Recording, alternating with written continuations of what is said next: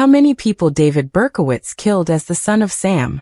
The newest installment of Netflix's Conversations with a Killer series focuses on David Berkowitz, better known as the son of Sam, and viewers may be wondering just how notorious he was. David Berkowitz is one of the most prolific and infamous serial killers in American history. Using two names, the .44 caliber killer and the son of Sam, Berkowitz terrorized New York in the 1970s.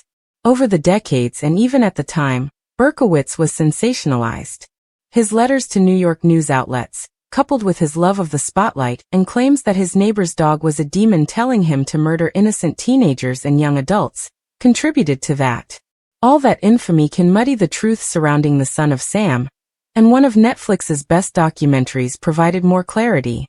David Berkowitz killed 6 people and injured nearly a dozen others as the son of Sam.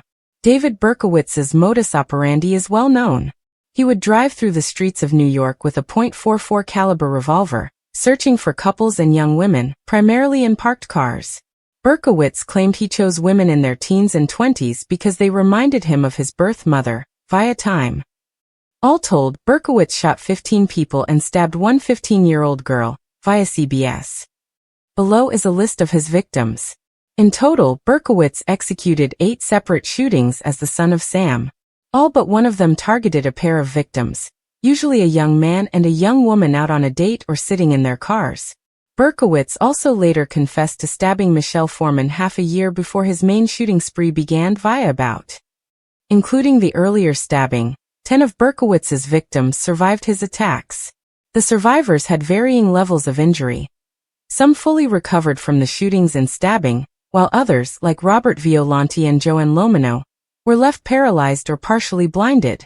When the son of Sam's killings took place in New York City, it's not an overstatement to say that David Berkowitz terrorized New York City for a long time. From beginning to end, Berkowitz's killing spree as the son of Sam lasted almost exactly a year. He executed his first shooting on July 29, 1976, and his final shooting on July 31, 1977. Berkowitz also committed the stabbing of Michelle Foreman in December 1975, though that attack didn't contribute to his son of Sam persona. There were a few notable moments in Berkowitz's killing spree. By early 1977, the press had dubbed Berkowitz the .44 caliber killer, due to the gun he used in the shootings. On April 17, 1977, Berkowitz first identified himself as the son of Sam after leaving a letter at the scene of Valentina Suriani and Alexander Esau's murders. Beginning on May 30, 1977, Berkowitz sent multiple letters referring to himself as the son of Sam and claiming he was driven to kill by a demon to various newspapers in New York. Berkowitz's letters often taunted law enforcement. On August 3, 1977, police released a sketch image of Berkowitz with help from witnesses to his shooting of Stacy Moskowitz and Robert Violante. Finally, on August 10, 1977, David Berkowitz was arrested by the NYPD for the son of Sam killings. The police famously found Berkowitz after identifying him as a suspect because he got a parking ticket near the scene of his final shooting. Berkowitz has been serving 6 consecutive life sentences in prison ever since, and his requests for parole have repeatedly been denied.